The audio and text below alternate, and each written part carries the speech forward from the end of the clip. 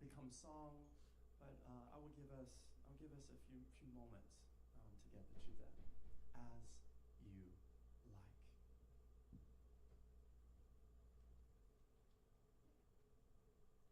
Calling Mama Camp. Mama Jane.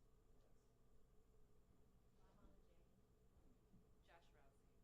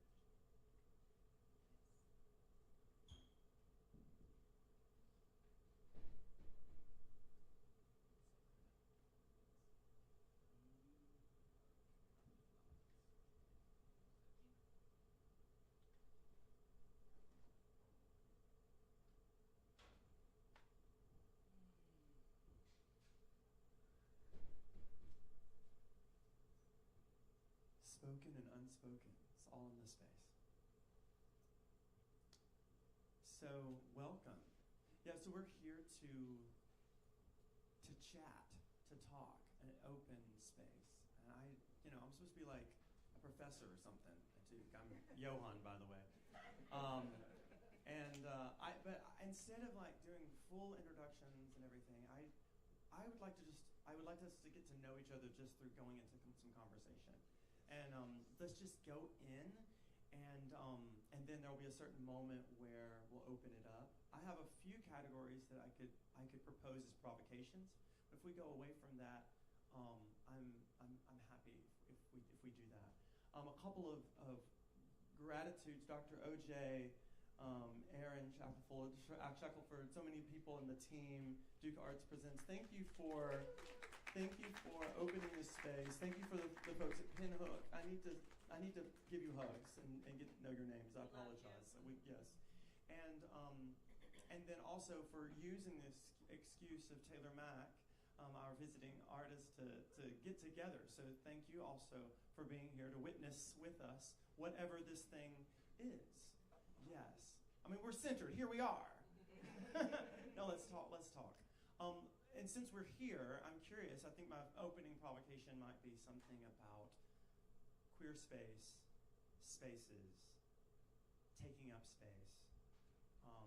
Here we are in the Pinhook. There's Club Era. There's Arcana Bar. There's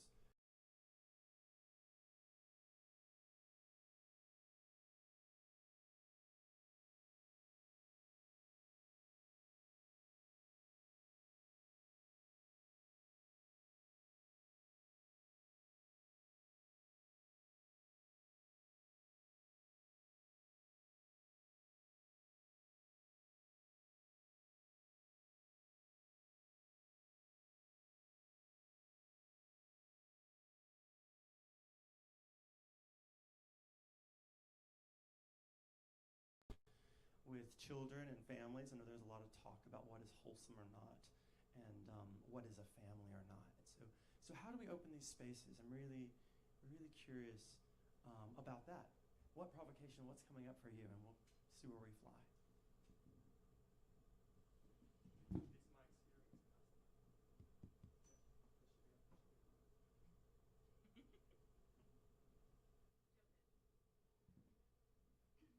So I was born in Durham, and I have to say, it has always been, from my experience, a queer city. So I have been blessed to have grown up in a place where I felt I could be my full self in any space. And I know that I'm always talking about Power Company, if anyone has talked to me recently. I did not make it there, but I'm like, can we get back in Power Company? No, I've lifted it up in Duke. So I know that there was Power Company, and that was like the biggest club between like Atlanta and New York City.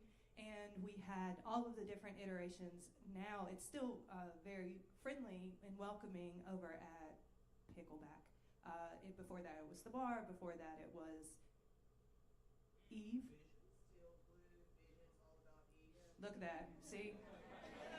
So we have also, and for a while, like even though we were welcome everywhere, to have those sacred spaces where we could just enjoy and party and dance, it was nice to have the single, the named gay bars. And then we went through kind of a nice period where, again, we could go and dance anywhere. And then our gay bars started to not be as well trafficked. And so I love that now they're coming back with new purpose and new art and new reasons, and we're starting this new, I feel like, revolution of we're including everything in these spaces. When I come here and I see the Palestinian flags and our artists, our local artists, in being painted on the walls, that to me is, we're seeing Durham continuously evolve and grow and expand its welcoming and queerness. And me as an artist, I just walk around and tell people that I do shows, and I'm like, do you want to have a burlesque show here?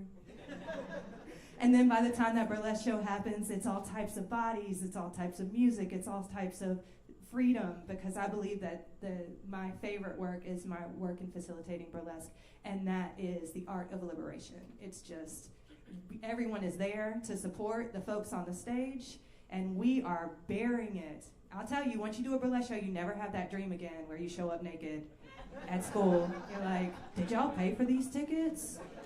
Somebody wake me up, because this is the opposite. Okay, that's my opening thought.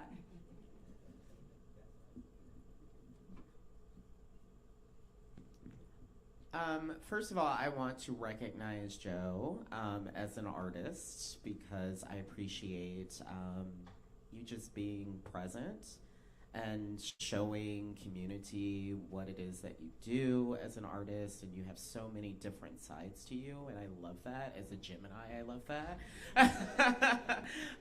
And Joe also participated in our last Friday open call show at Club Era, and we had a beautiful conversation just before coming up here on the stage. And one thing that you said to me is that you felt so good to be able to workshop your ideas and to be able to just try ideas out on the stage that you may not feel comfortable with trying out in an audience that it has a certain expectation.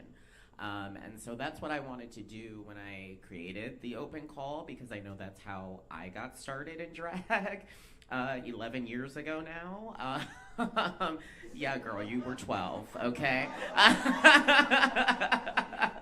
12 years, 11 years, who's counting? But I appreciate you saying that, because I think that one of the things that you said was honest and true, which is we started to see this like almost decline in seeing a lot of our queer community members that used to come to the Pinhook all the time. And, obviously it comes with age. Like, we get a little bit older and we're like, if it's not by a certain time that I'm in bed, I can't go out. I know for me, I would love to be in bed at like the latest 10 p.m. But unfortunately, with owning Club Era, I can't do that. I'm like in bed at like 3 o'clock in the morning now. But I love that, because that's also a part of drag, right? Like, we don't get to bed or get home until 3 a.m. and we wake right back up 5 hours later to get in hair and makeup. So I had good training. But one of the reasons why I started Club Era was because I grew up in Durham as well, and born and raised in Durham, and then lived in Raleigh, and I was a Raleigh drag queen for a little bit, but Durham always drew me back in, especially with the House of Cox, because they were the only house that made me feel represented as a person of color, and not just as a person of color, but also a queer person of color. And I always say that before anyone sees our queerness, they see the color of our skin first. And I know when I lived in Raleigh, I felt like that's what I was always being judged by, was the color of my skin and not who I was as a person and as a human. And living in Durham has always taught me that even though I'm queer and a person of color, all of those things are beautiful and all those things don't need to be accepted. They always have the right to exist. And so I always wanted to feel like I was in a place where I had the right to exist. And so what better way to do that as a drag artist, but just as a queer human being, is to create that space. And so creating Club Era was more than just wanting to create a space where people can twerk and dance and make out, but it was more of a place where I wanted to be a part of everybody's journey. I had an amazing and interesting journey when I was, in my late teens and early 20s in college going to clubs, but every time I went to a club, again, I never felt represented. I always felt like I was having to mold myself to what this idea of gay or queer looked like. And it wasn't until, again, I came to Durham that I didn't feel that I had to do that. When I came back to Durham, I should say. And so Club Era is that. I want people to be able to go into this space. I want people to be able to remember years down the road that I found myself in Club Era. I found who I was in Club Era. Whether you identify as trans, non-binary, gay, queer, lesbian, whatever you identify as, we were a part of your journey, but also not just Club Era, but the Pinhook, Arcana, these beautiful spaces that allow us to be who we are. I wanted to be a part of that journey. I wanted to be a part of those amazing places that came before us, and for people to say, Durham was a place where I knew that I was safe to be a person of color and be queer and be beautiful. And so I thank you for showing your artistry at Club Era. I thank you for showing your artistry everywhere. And I thank everybody for being here today in this safe space that Kim has created, that we have all created by sitting here. It's not just Kim, it's all of us. Without us, this place would not exist as it does. And right now, it's so important for us to create spaces and not just hide away from those spaces because we're scared. Of course, we're gonna be scared. But this is the time for us to say, fuck that. We are going to create this space. We are gonna be in this space because we deserve to be here. So thank you. Good morning, everyone. I have some complicated feelings about this question because I feel like as in my identities, Black and queer and cis woman and all those things, I think that we are good at creating queer party spaces, and we're good at creating queer political working spaces, but I don't know, we need more practice in creating queer living spaces. And I think I'm really hungering for the in-between. I'm hungering for the dinner parties. I'm hungering for the spaces of like, it's unprogrammed and we're just gonna be. I'm hungering for spaces to grieve. I'm hungering for spaces to move through conflict better, my God. And I think, and like while I am grateful for our spaces to dance and to twerk and to party, and I'm grateful for our spaces to throw down, I think that those spaces become thin when they are not buoyed and supported by the everyday living. So, and I know that that's also like, we talk about big C community, but I actually don't always know if we are moving inside of the same definitions of what that means. And I think Durham is so good at like, when there's an outside threat, when the KKK is coming through town, when the legislature is trying to take us down again, we are so good at being with each other. But when the fire's inside the house, I don't know if we are working our muscle to be good and sweet and kind and careful with one another. So those are spaces that I'm looking to continue to build, and muscles and a posture and a choreography that I'm looking to dance inside of.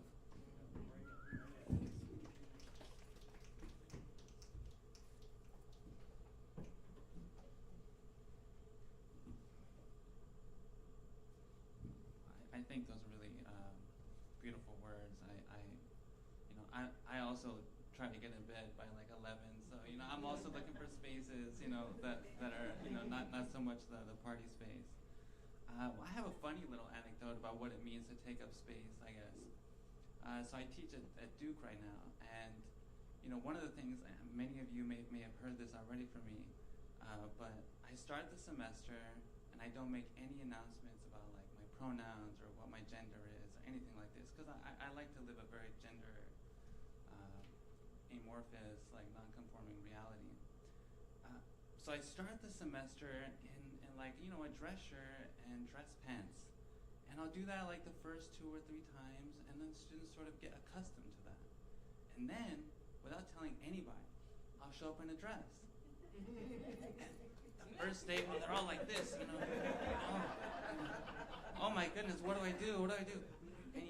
And I think recently I had a student, he came up to me and he said, Professor, what do I call you? And I said, whatever you want, just so long as it's like with respect, And I do this because I think it's like what you were saying, when you're queer, people expect things from you, right? They read you as this thing they see first before they get to know you as a person, right? And by not announcing anything to my students, they are forced to recognize who I am and my complexity. And then by the end of the semester, they're like, oh, you know what? I know a trans person. And you know what? I know a trans person who is also all these other things. So I think, although not all of my classes are about gender, they're all about gender.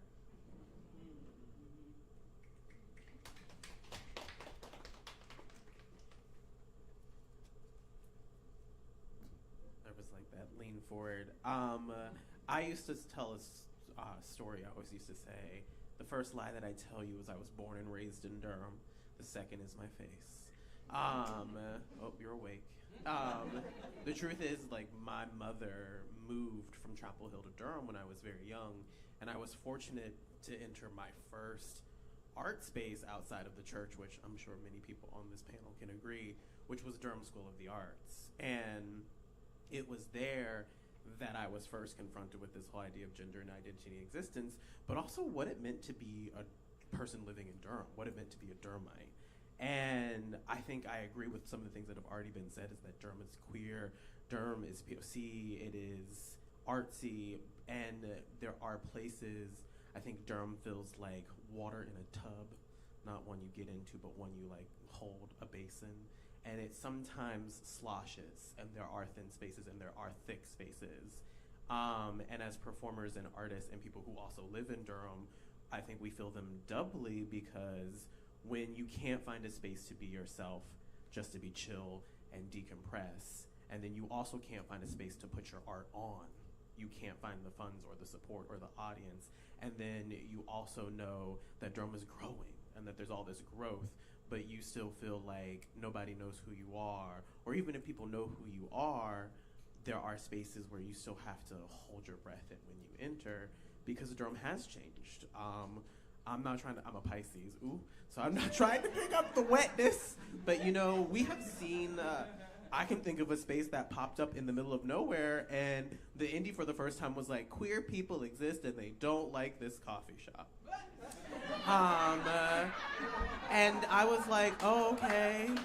So y'all want to talk about the culture and arts and community of it all when the negativity and the confrontation is happening, but when we want to celebrate the work and the people who we are, the fact that there are creatives in here and they are connecting back to histories that are still, people don't always know, when you go abroad, don't always know Durham. Sometimes they know Duke. But it's still, and so you're just like, oh, well, we didn't know that this was our space. If it was our space, we'd like one more person to own land on this block. And it's replicated when you have an intersectional identity. Trans ownership could be up. Black ownership could be up. We're living in a time period where we are Durhams, as my mama would like to call me, Downtonians, as she would say, Downtownians. But we also know that there are places where we still feel like we need more support. We need people to realize what community with big C means, because it means a lot of other letters in between.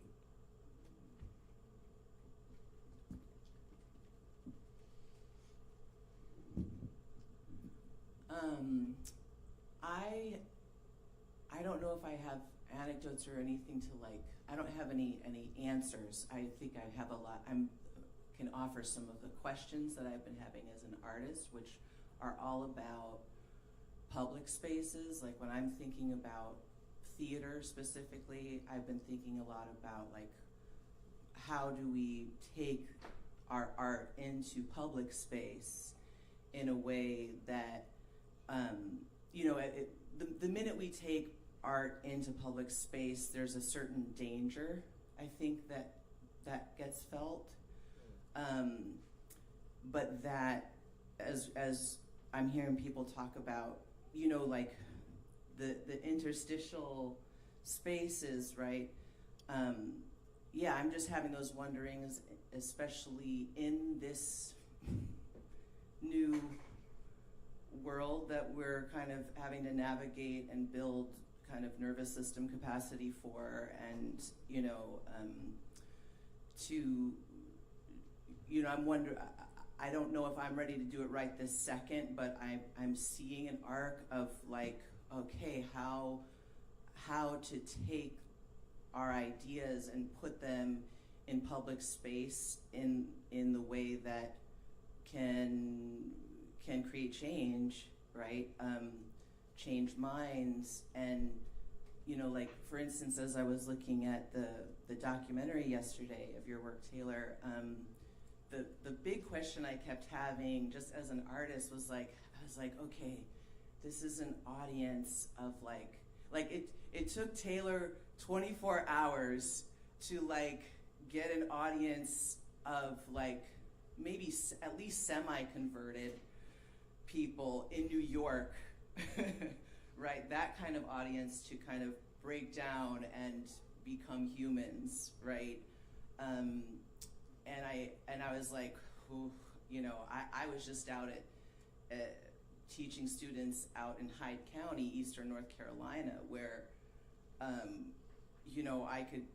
was teaching K through 12 students, and I was like, there's the artist, there's a queer person, and I could see how utterly unsafe they were in their environment, to just be themselves. And they're in a sea of people also feeling unsafe to be themselves, right? And so I guess I'm always having questions of like, what as an artist am I doing to break through to those people?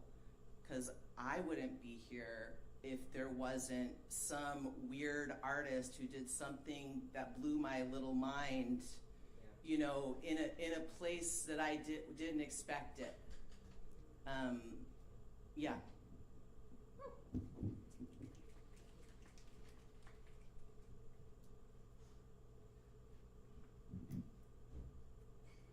Hey y'all, I'm Grace, or G Clef, and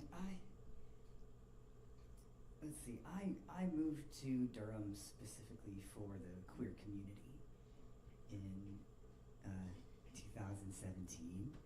I was the Arts and Culture Fellow for Southerners on New Ground, and such a pivotal org that is my political home and truly has raised me.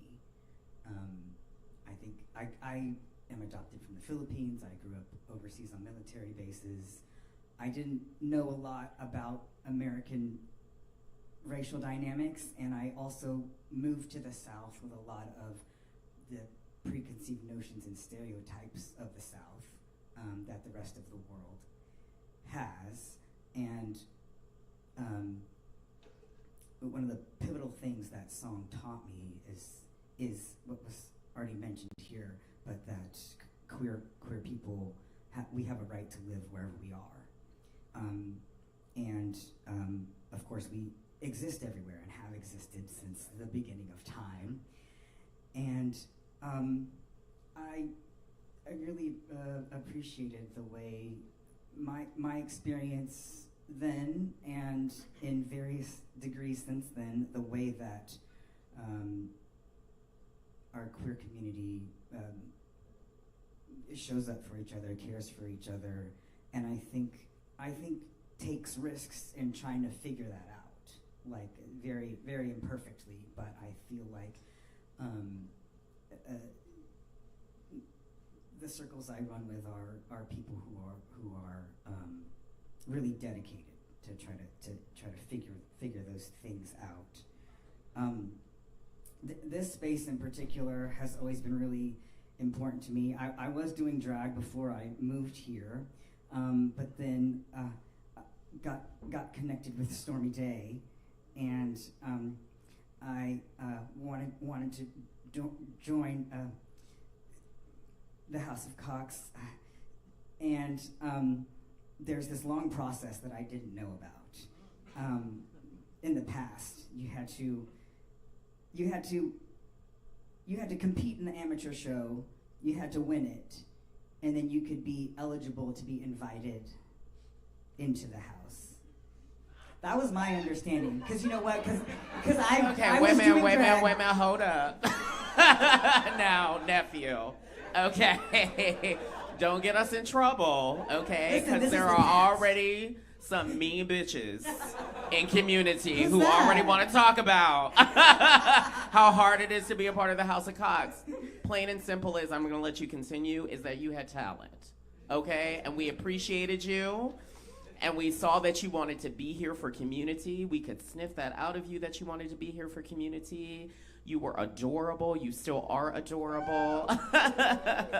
And we saw the concept and the work that it took for you to put into your artistry and that performance, your first performance here. So that was one of the number one reasons why we wanted you in the house, is because we knew that you were here to protect and continue community here in Durham.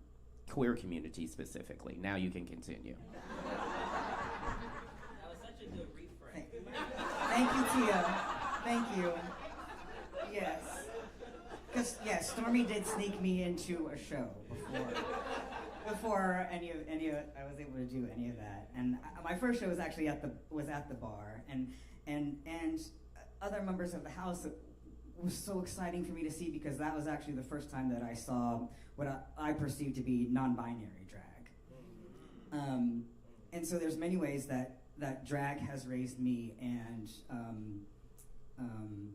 Durham has raised me as well. I started tea here, and it really has been such a journey to grow and change and to continue to evolve into myself.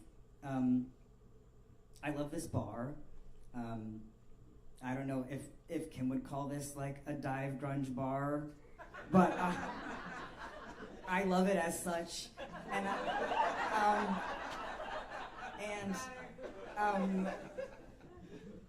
yeah, I feel like I just want to tell funny stories too. But I'll just say, but the first show I had here, I remember I emailed Kim and I said, is there a way to hang something from the roof that I could swing on?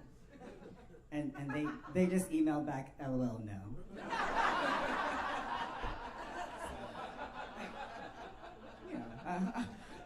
We figure stuff out. I don't remember what I did.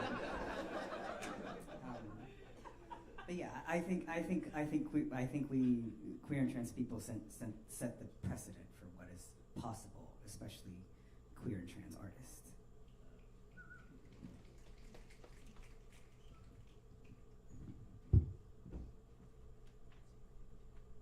Hi. Well, I don't know where to start in some cases, because I feel like I live in a space now that I actually bought a home, and which is a huge commitment. And I did it at the right time because I managed to afford it. And if I had to sell it, I couldn't afford to live here. Right. Which is tragic to me, because I refer to myself in some of my work as a New York Jew and a Southern dyke. Now I refer to myself as a trans-masculine person. As we get deeper into ourselves, and what I want to say about that is that I miss those kinds of conversations, getting deeper one-on-one with ourselves. Those are the spaces I want to cultivate and keep creating with all of the beautiful people, many of whom I know here. In fact, I have a dinner date invitation out that hasn't been cashed in yet. I'm not going to name any names. The person is in this room. And then, which helps me segue into time, and still space, because this space, Durham, I mean, I came out here. I came here out of college to form a mime company. So, yes, I did. And I'm still doing mime in everything I do, even in my gardening work. I'm out there being a professional physical mover. At any rate, I think time keeps coming up for me in terms of talking about space. This space, Durham, the Triangle, Chapel Hill. I've lived in Hillsborough, Carrboro, Chapel Hill, Durham. I've lived all over the place. And now I'm taking care of this one little plot of land where I grow my food, and the animals who come to me I take care of. And that's how I'm using my personal space now, and I'm inviting people to come and have dinner with me, have coffee, have tea, have some bourbon, whatever. But time, I mean, please don't tell me you don't have time. We make it time. We have to make it. And not only that, but time seems to be going so fast. And we get involved in so many organizations that we think help us, give us more time. People say, oh, but it's convenient. But I have in my bag here a bumper sticker that I created that says, convenience is overrated. And if you'd like one, I'd be happy to give you one. But time, it seems to me to be so valuable because I have a lot of mileage on this body now, and I just turned 71. So my time, I believe, more than half my life here, much more than half my life, and I really feel this space. Well, Durham was a ghost town when I first moved here. I mean, you remember probably. And in the early I'm going to go off now. You could tell me when to stop. But the early 90s and the early 80s, there was a murder of a gay person here, which really sparked our community into activism. And I know that that's how we've become really good at that. I know, but that's what really helped. But also, so did some of our leadership, like Whip Gully passing that proclamation declaring that Durham was going to be a safe place for us. Essentially, the health project that developed here during the AIDS epidemic, and how so many lesbians in the community rose to take care of community members, and then of course the quilt and everything that happened out of that, and our marches. Our marches were marches. They weren't necessarily parades, really. They were saying something, I think, profound and important, and that segued into the 90s, which I call the gay 90s, the second coming of the gay 90s, because that's when I was most active. I wrote a couple of monologue pieces that I performed here, and was active in a lot of queer youth advocacy work that was happening, and all of that was being represented. It was all being seen, and that's another thing that comes to my mind a lot lately, is the idea of being seen individually. The only way to do that is if we get to know each other, and we get to love each other and spend time with each other.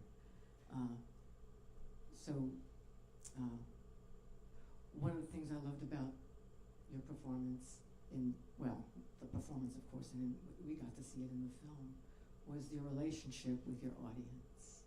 And I just talked to you about that a little bit earlier, and how, as a mime, I see you as a clown.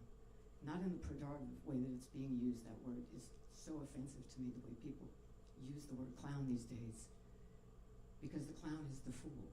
The clown is the jester. The clown can be the healer, which you saw in that audience who trusted the space, trusted the environment, trusted your words and your suggestions and your comedy and your authenticity to bring us to a place where we could have a slow motion fight and not hurt each other, and to play with these huge dildos floating in the air, and to what were some of the other things that I told you that were I can't remember. There were so many beautiful things.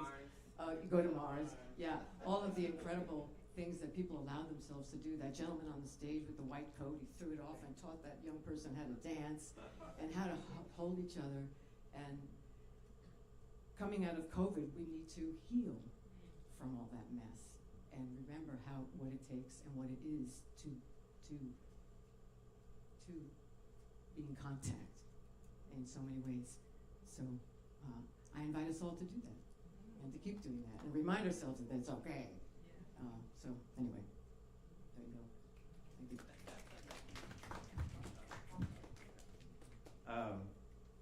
Well, first, thank you for inviting me into your world. It's extremely moving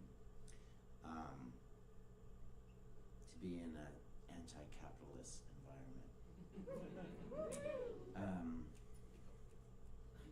And nobody had to say that to me. I just walked in and was like, where am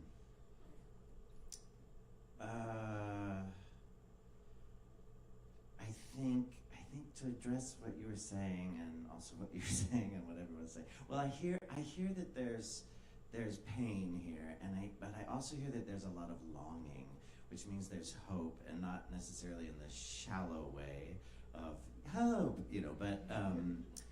but hope sprung from action. So that is thrilling because so many people are just numbing themselves, and so that's not what's happening right now. And that's inspiring. In terms of infiltrating space, I think for many years my practice was a Trojan horse kind of situation where I was just like, I'm gonna tell people that the show's entertaining and then pop out of the horse and kill them, and so I recognize there's a bit of a subterfuge in that, and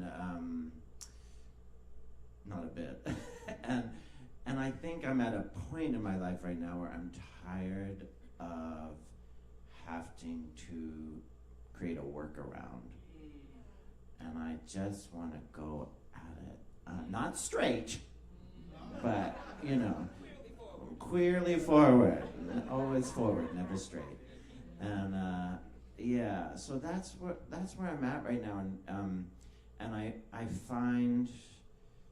I find that we brand ourselves in order to survive, in order to be seen, but then what happens is we're not seen because only a part of ourselves is seen.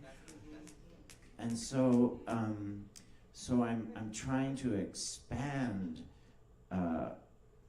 community and my understanding of myself by asking more questions and being in spaces that allow you to do that. Being in like little wombs is wonderful. And how do we expand the womb to be the cosmos? Those are my questions that I constantly am wondering about, and how we do that in a very oppressive system of capitalism. So I used to walk down the street, in drag in the 80s and 90s, and I had guns pointed at me, and people sucker punch me, and they throw things I do, and then a couple months ago, I was walking down the street, same street where lots of trauma happened in New York, and I was in drag, and nobody paid attention, and I was like, what is happening? Like, There wasn't even a yes girl or anything. It was just like nobody saw me. And there was this part of me that was like, thank God. And then there was another part that thought, something's wrong. So I don't know what that means. It's just like throwing that out in the circle. Yeah, I'm really grateful for what's being shared. Hey, y'all. Hey. My name is Jesse, and I keep thinking about reclaiming space from a place of dignity, clarity, strategy, and I keep thinking about wholeness. I'm appreciating what I believe Grace lifted up, at least in passing, that like we've been here as queer people because of capitalism, because of colonial projects across the globe. We don't always have the irrevocable sense of our, not just human dignity, but often we are, as queer people, sacred, that we embody a particular way of being whole. Right, the capacity, the range to embody authentically male masculinity, female femininity, and much more beyond category. And I think there's something,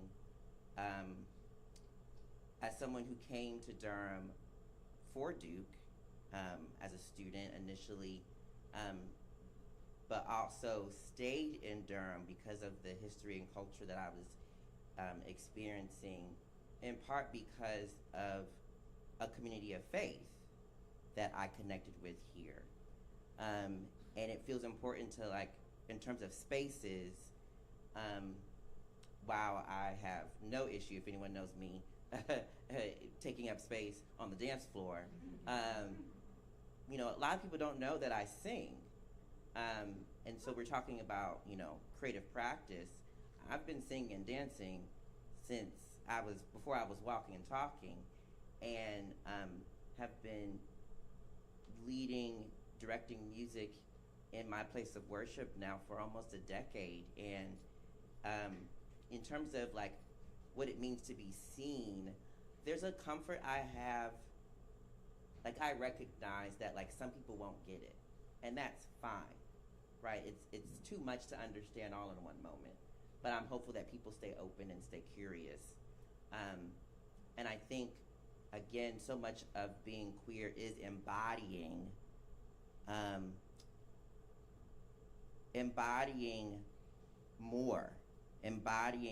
more than just the expectation, the tradition, the sort of standard and norm, that we can actually exceed and expand that. And that is a part of the wholeness, right? Like body, mind, heart, soul, spirit, joy, hope, lament, grief, like it's all there. And if we are tapping in to what all of creation invites us into, you know, we were talking about this yesterday, what's the meaning of life? And my answer was to live, right? Like, I want orgasms, I want good meals, and as I'm 36 now, it's like the same day my goddaughter turned 1 was the same day a dear friend passed from pancreatic cancer. Like, so on that same day, I'm celebrating like the beginning of this beautiful life, and I'm grieving like this loss, and like that to me feels right. That like, and in that there is a gift. I think the last thing I'll say in this moment, that like, I think my creative practices give me a medium or means to express and practice these ways of being.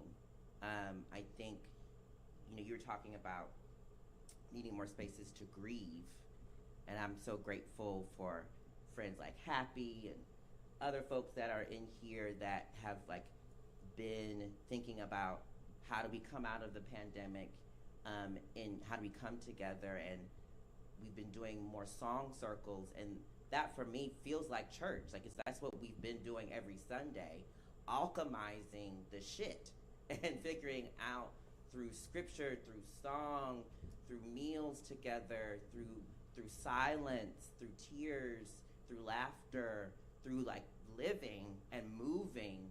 Like it is this sort of embodied practice, and so much of what we're doing when we're creating, co-creating, collaborating, right, is in real time embodying that. And there's not one way. And it feels really important to continue exploring not just the radiant, sexy, entertaining ways that can be tokenized, that we can allow ourselves to be commodified and get a check. You know, you were talking about capitalism and everything like that, and the resistance of that. And I think a part of my wholeness right now too is like, it's winter. I'm not on Instagram. I'm not really trying to be out. I'm trying to be at home, under a blanket. I want some soup, some tequila. I'm gonna Netflix, and I can do that. That's my business, right? And while that might feel like, I'm glad there's for some levity, but also like, we need that. Even now, like I refuse to just react and spiral because we've been busy. We've been stewarding our ancestral assignments. So I already know what I need to do, right? Like, we're clear. So I'm not confused about what I need to do or do differently. It's what we've been saying. How do we lean more into that and like show up for one another, continue being in practice?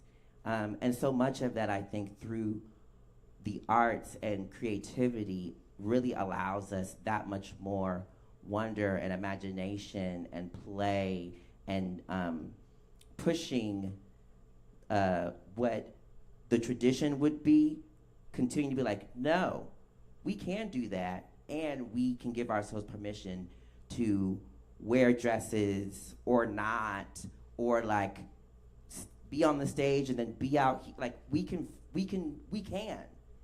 And so much of that isn't just true in a creative sense, it's true every fucking day. We can. If I want to wear it, I'll wear it. If I don't, then I don't, right? But like there's power in that agency, and I think, again, so much of embodying that, hopefully other people give themselves permission to live wholly, to explore, to co-create. You may not have the best rhythm or the best pitch or whatever, but the fact that you're alive and leaning in and showing up, the sound in the room is different now because you're here, right? Like the experience is different now that we share. And so much of that, I feel, is like a sacred opportunity to embody that in real time through the different expressions of queerness and creativity. Yummy, y'all. Yummy, y'all. I mean, it's segue, right? The cliche of the segue. You've really given it. Because we talked, predominantly about space and had wonderful exposition on this. But I'm also, so now I'm shifting to more of the practice. We're here about creative practice, and Monet or your. I'm still chewing. I'm being haunted, right, by this question of maybe I could say like living room spaces, the space to practice, and I notice in our various bios and our conversations with each other that we have multi hyphenations in terms of practice. I'm this, right? I'm artist, scholar, gardener, mime. I am facilitator, writer, ritualist, storyteller, actor, right? All the things, right? And I am curious what this says about queer art, queer making and practice. And I'm curious Yeah, I'm curious about that. I want to say one more thing before I know long questions. But I'm thinking a lot also about James Baldwin's quote, the purpose of art is to expose the questions the answer hides. And so I'm interested in your practice, your multi-hyphenated practices, and what questions you're bringing to these spaces or non-spaces. Go, take it wherever you want. That's such a juicy question. It is just like,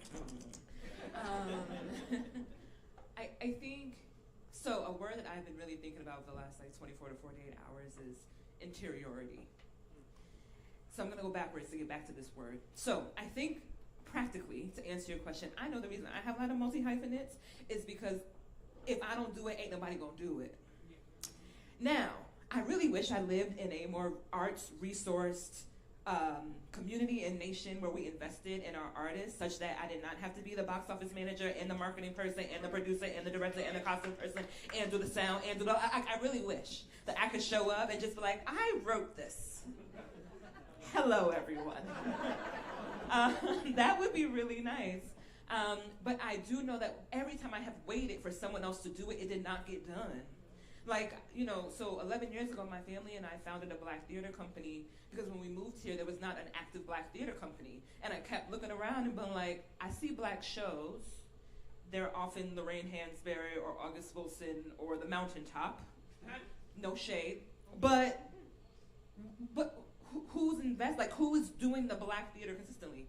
And the answer was no one. Like, companies had come up and come down because of resources. So we started one. And we've also been a company that's like, come up, taking some breaks, come back, because resources are real. So that is one of the reasons why I am a multi-hyphenate. And two, the other reason is because I recognize that my skills are not limited to the stage. Like the same energy that I bring when I believe that I'm a very heart-centered artist. Like, people are like, oh, that was so vulnerable. I'm like, I'm just telling you the truth. I'm not lying to you. Like, I'm not pretending, right? Like, this is actually, I am having a conversation with you like I would my homegirl. I'm just putting some lights and costume and sound and metaphor behind it, but I'm just telling you the truth. In the same way that I do when I'm facilitating a room, or if I'm like doing some other, I'm always bringing my same artistic process, because for me, my process is about rehearsing relationship. I want to practice the relationships that I want to see in the world. I want to practice the world that I want. So I do that in my rehearsal process. I do that in rooms. I'm like, for a moment, I want to touch the hem of the world that we want, right? So that's one. But then at the same time, I'm also thinking about interiority and the ways that being a queer artist, being a black queer artist, a woman living in the American South, who is at least 7th generation North Carolinian, and what that means for me in this place, on this land, I think that I often struggle in finding the balance, and I would love to hear from y'all, between being the artist that Young Monet needed, because Young Monet did not know that you could be a queer femme. Young Monet thought that I could only be queer if I was a black stud, based on HBO docu-series, or if because my family loved me, I could not be queer because I had not been kicked out of my home, right? There was nothing, I had no mirror, right? So often in my art, I feel a pressure to be like, hey, this is another version. Hey, you know what I'm saying? I feel that pressure, but then what is that doing to my internal self that has other stories and other things that want to be seen that do not read necessarily as queer, right? So like, for instance, New Fest, this big film festival in New York, there's all the queer things. They have a grant, and they're like, we want to see your LGBTQ films. I'm like, every film I make is an LGBTQ film. Do I need to be kissing a girl in the first scene for y'all to be like, oh, you're gay? Like, I don't know what, and I'm like, actually, I want to make some quiet things. I want to make things where it's like, oh, it's a person in their garden and they're sitting and they're having tea, and this is a queer film. Like, this is a queer art, and I really do struggle with trying to find that balance of the presentational queer self, the identifiably queer self, and also the queer self that's just a human doing human things.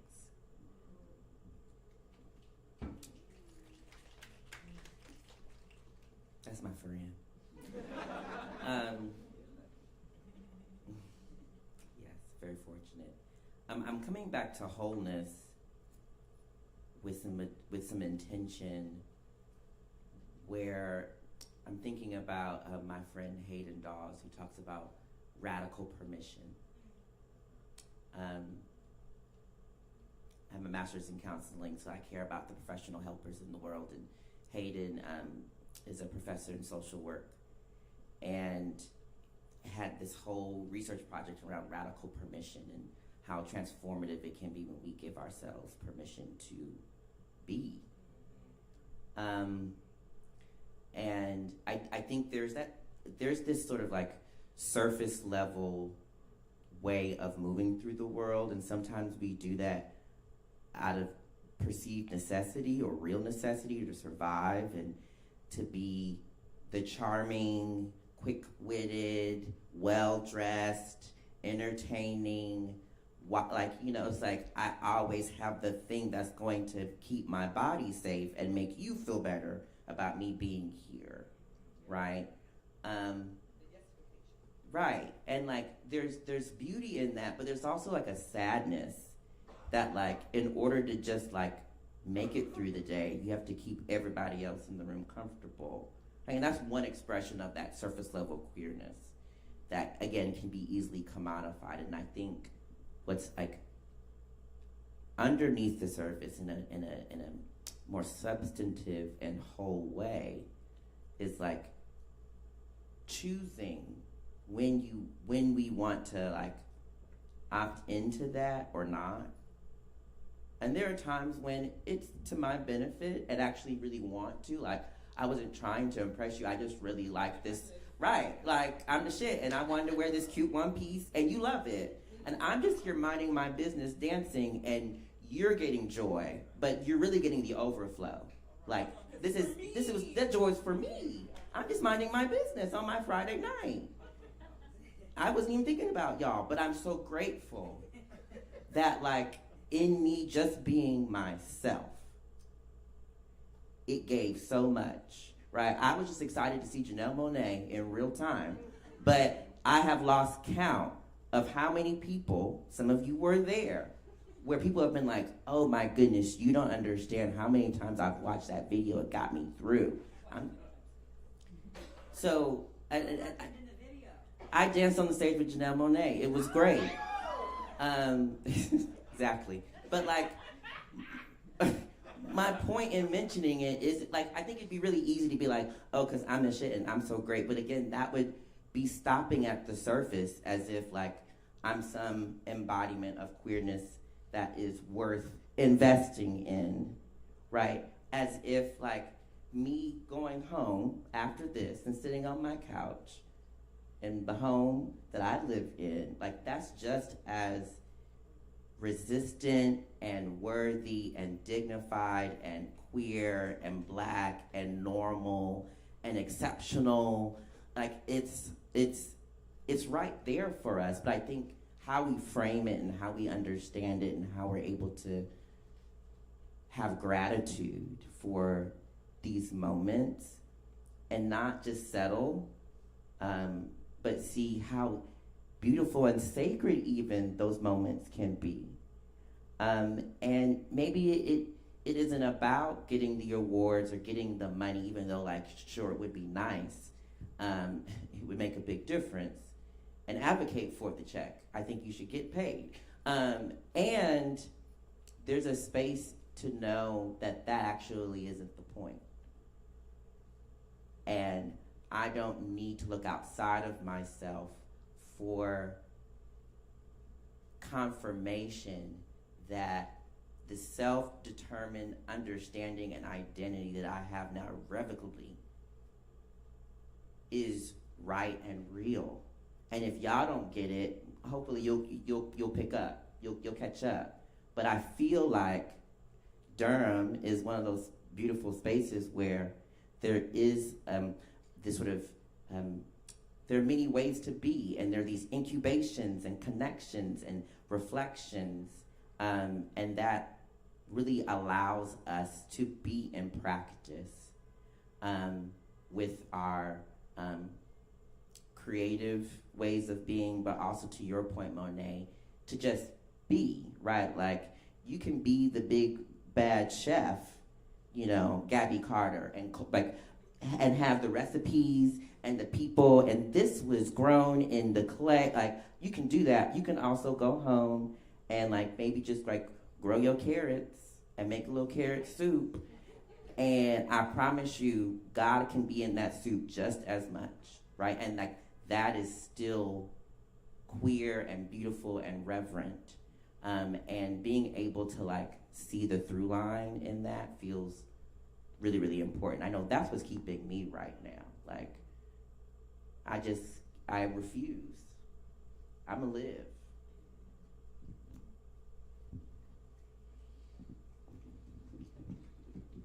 Thanks, Jesse and Monet. I really appreciate y'all.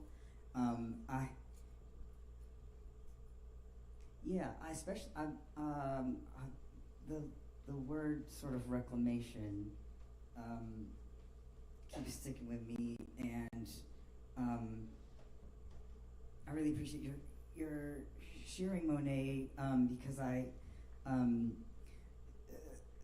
legacy like that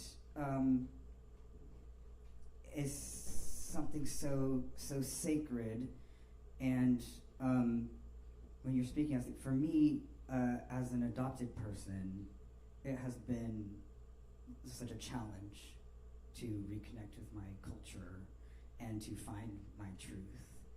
Feels like, I mean, I know it's for everybody. For me, it's a continuous journey. But even when we were speaking before, Jesse, I want to share about the latest tattoo that I got. It's on my neck here, and it represents crocodile teeth.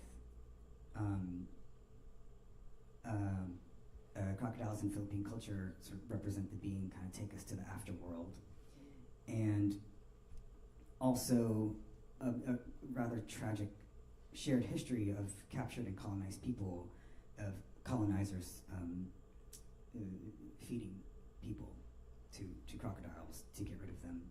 But there's this book called Back from the Crocodile's Belly, and it's sort of detailing a history of pre-colonial healers in the Philippines called babaylans, is one name for them. And babaylans also, many of them would be what we would consider trans or gender non-conforming.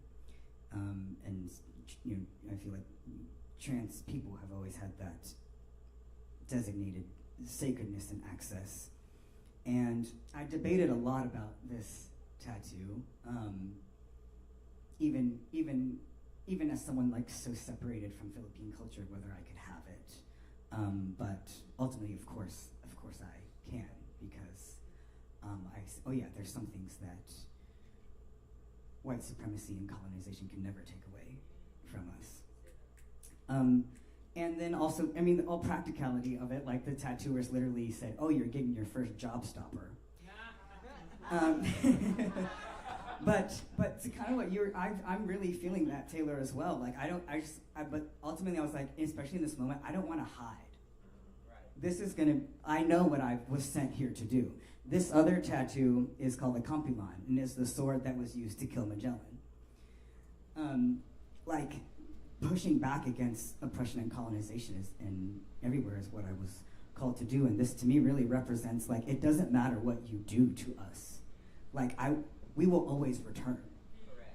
The person I called into the room who transitioned last year, dear friend Kifu Farouk, was always like, do you think bullets can stop me? Like, you think bullets or crocodiles can stop me or us from being here and doing what we need to do? Like, get the fuck out of here. Yes, I'm really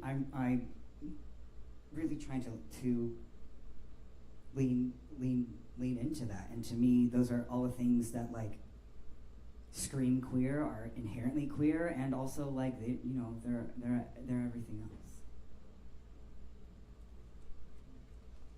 In my work, I think that I focus on two different things. It's similar to what you were saying about the word clown. I don't want the word as it has been stolen from us to be what you latch onto, but my work is sacred and it's profane. And I feel like my sacred work is my theater work. It's also every single time that I'm on a stage and showing my humanity in a form or through a song. But then so that's the sacred, essentially mainly my theater work, and then the profane is when I get up and continuously do and pull people onto a stage to do the things that the world tells us we're not supposed to be doing, that we're not supposed to be showing, that we need to be, as much as we play with, what is it, demure or no. I'm not. And similarly, I live, and I said this when I was very much younger, and I still hold it.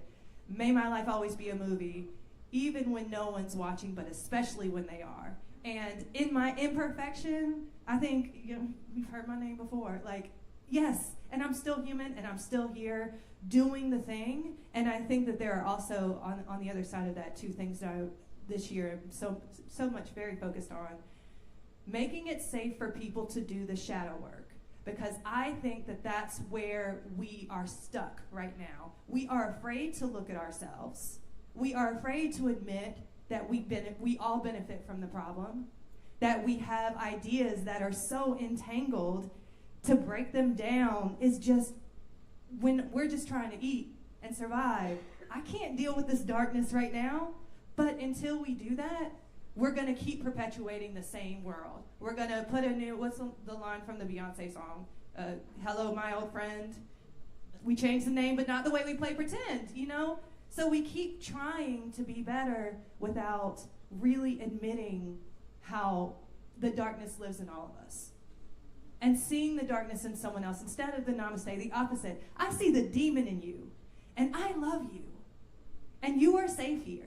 Because when you start making space for people's imperfections continuously, over and over and over, forgiving people over and over and over again, then they feel safe seeing the demon in themselves and moving through it. You can't push down. Depression is pushing your emotions down. You can't push down the tears. You can't push down the grief and think that you're going to live fully. But you also need spaces where you can just scream and be. And so I feel like a lot of my work is trying to create spaces, especially in my shows, where I'm like, do you have an act? Yeah, do you think this is good? And do you think I should use this? Just show up. However this theme speaks to you, I want you to show up and enjoy yourself and know that everyone here is here to celebrate you. And then the other thing that I want to do is to touch the humanity, and to touch, like you were saying, the hem of the world we're looking for, the humanity in the people around me, because I don't care what happened. I don't care what you did. You are human, and whatever you did came from somewhere, something that we are trying to break apart and move forward through right now. And so I feel like, and I really want to be in community and continue to make new works with everyone. But I feel like that is where we can crack open right now and pour the gold in, is making it safe, really saying, I see that sticky part of you. Can I hold your hand? Can I hold your hand? So I hope that those little strings come through my work.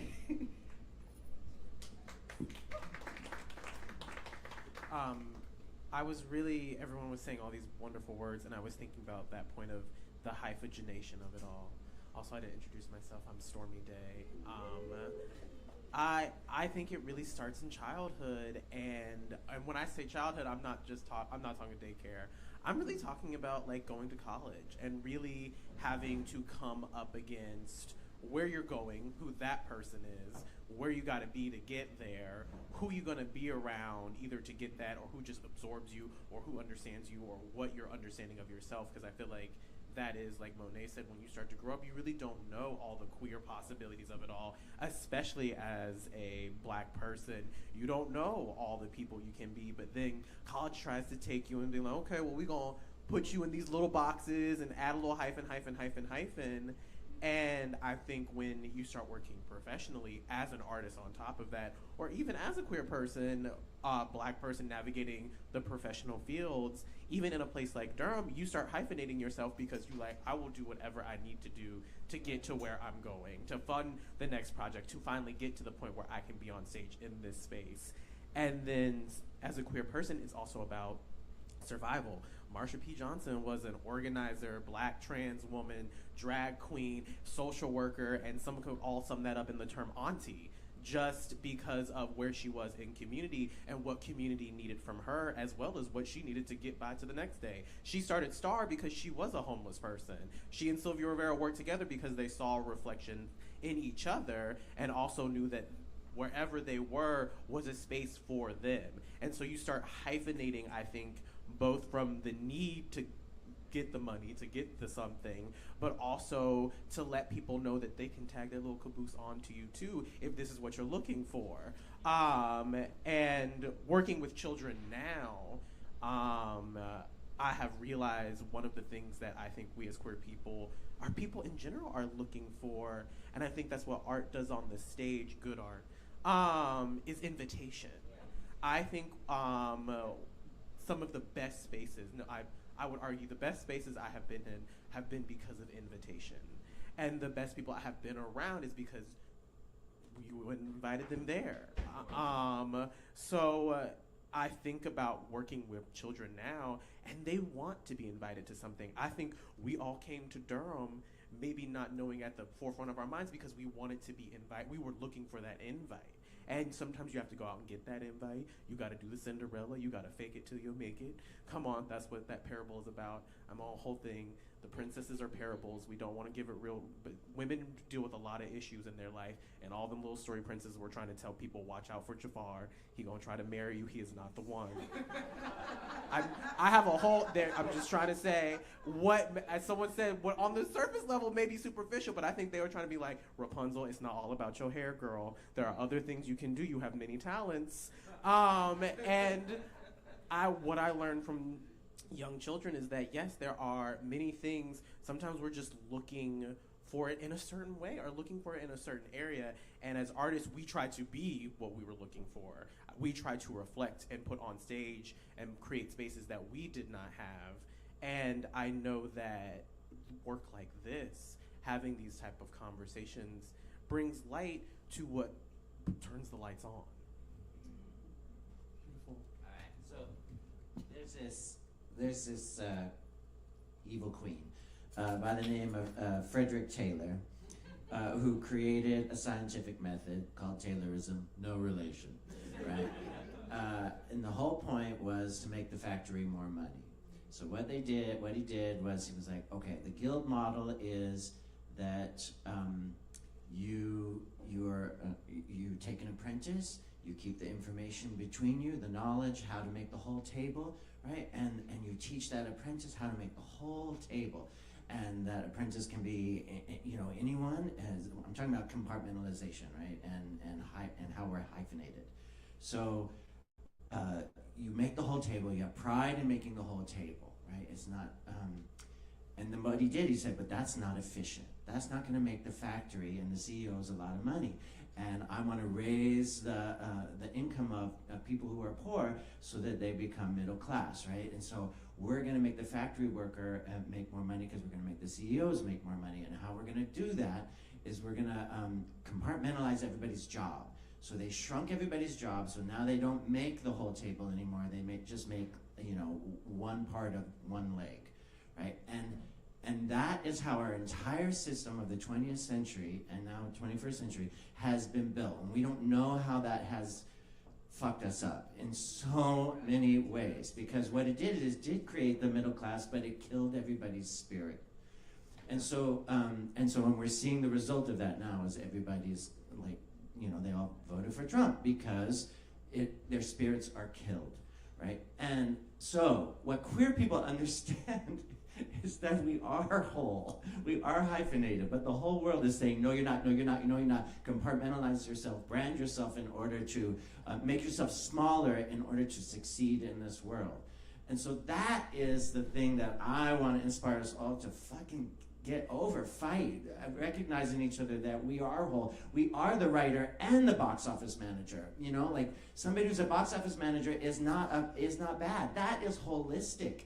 And so that's, but it's our job to be all of it. And so I just want to encourage us to go to all of it. And when people say, oh, you're the writer, it just drives me insane because I'm not the writer. I was fucking picking up the trash. You know, and I'm cleaning the bathroom. I've cleaned the bathroom my whole life. It's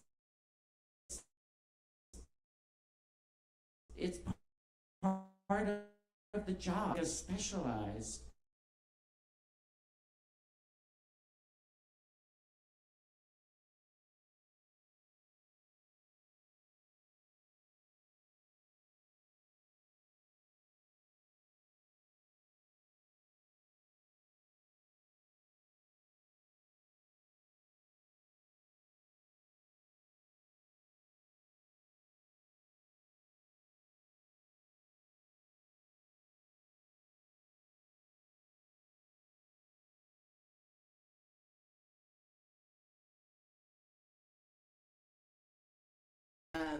You know, we're entering the Aquarian age, right?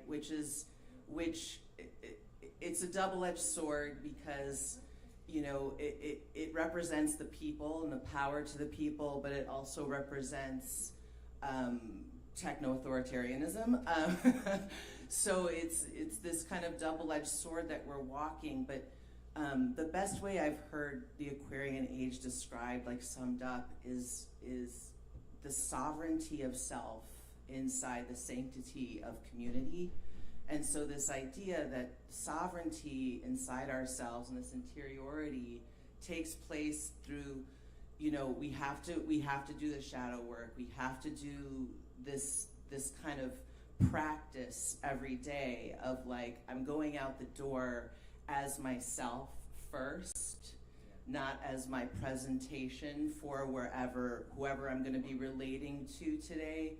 And that is going to take practice. It's going to take time, but I just appreciate you bringing that to the fore, that it's like the practice happens in that tiny little moment before I head out the door that says, you know, am I performing something today or am I walking out the door as myself? And also with the, you know, in the hyphenation, I always kind of change my hyphenations into what I'm dreaming into.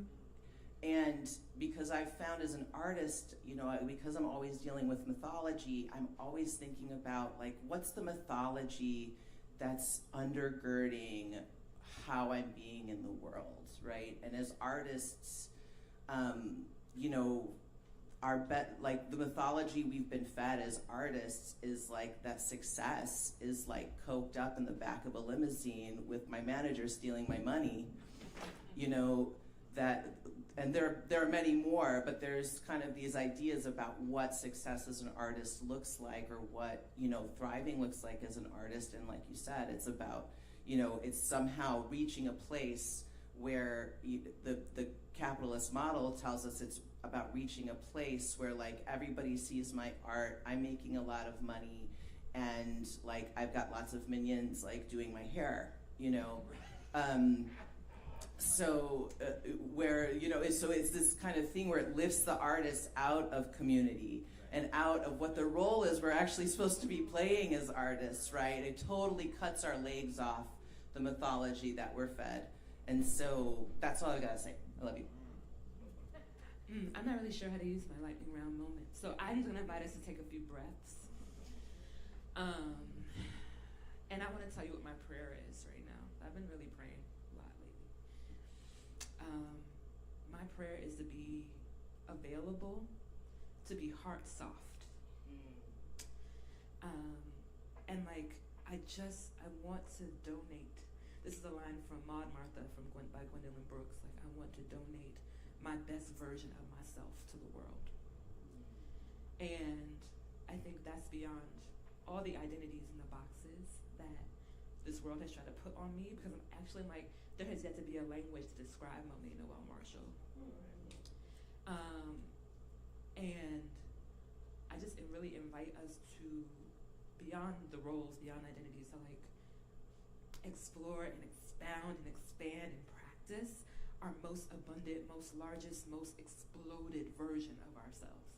And to trust that this world is big and that life is long enough to hold us, that this planet is big enough to hold us all at our largest selves. So my prayer is like, God, show me how good it can get.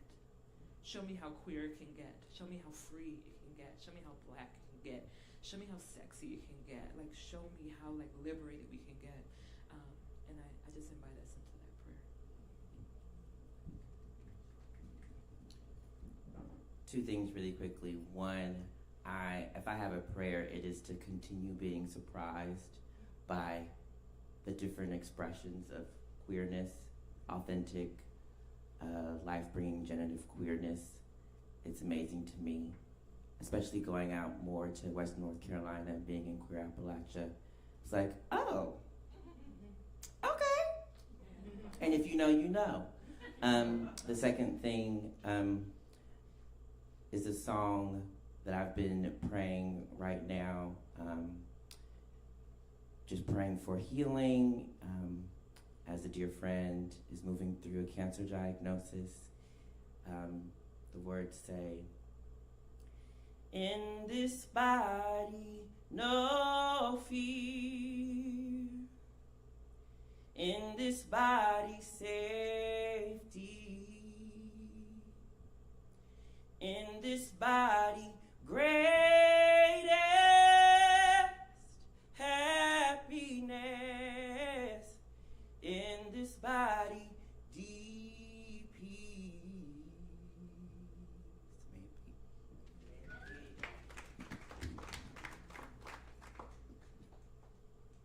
I don't know how I go after that, but I am just going to simply say that one of the very few things in this world that is free is love. And I am simply going to say that I love you and you have the right to exist, and I don't even have to know your name to know that I automatically love you no matter what you have done. I will always love you. You have the right to exist. Something that I am so mystified right now is bugs. It's true. If you know, think about the caterpillar and the fact that to undergo its final transformation, it completely liquefies itself. Yes. And that it liquefies itself, but it still contains the neurological processes needed to both react to pain, light, and also reform itself. And this happens hundreds of thousands, billions of times over the lifetime that the caterpillar has existed. And I think that says a lot about existence in general.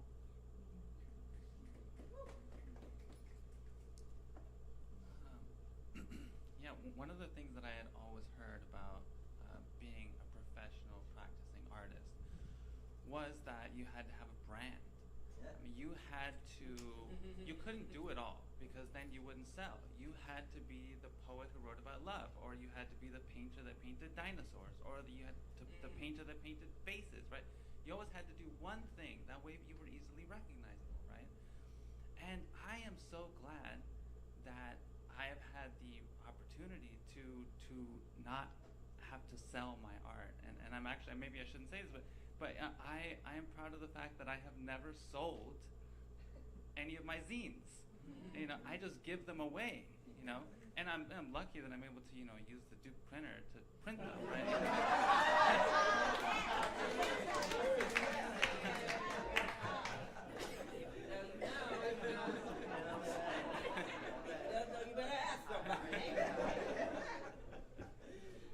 I think one of the things that I want to address about the hyphen in my many things, you know, I am a poet, I write short stories, I paint different mediums, and I do all of these things, but one of the things that I want to do as an artist, and that I think that I do as an artist, is to make more artists.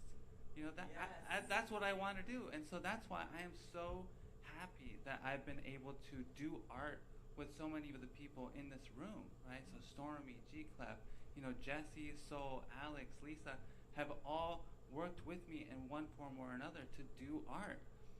And you know, one of the things that I do with my students is I ask them if they want to replace an essay. Do you want to write this essay, or do you want to make a zine?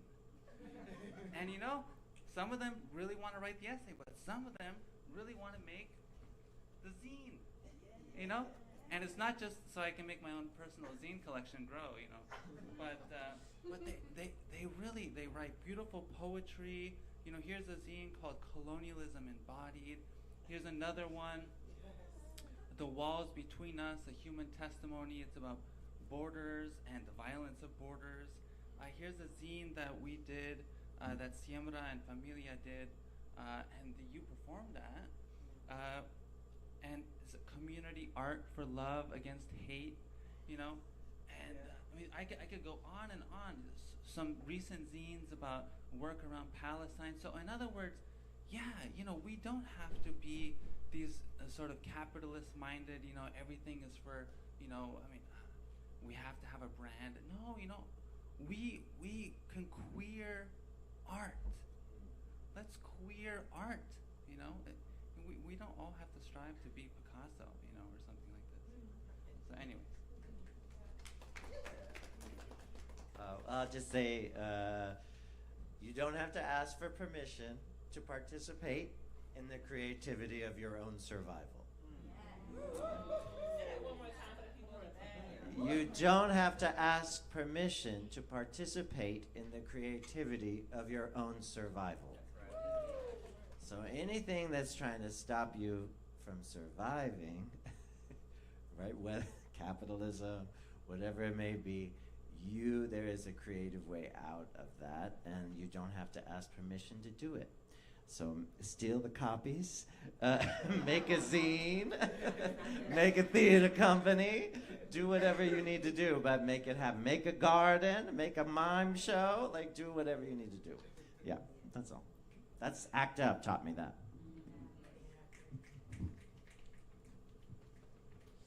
Oh, wow. Well, my astrological chart, I am an Aquarian. Yes, you are. That makes so much sense.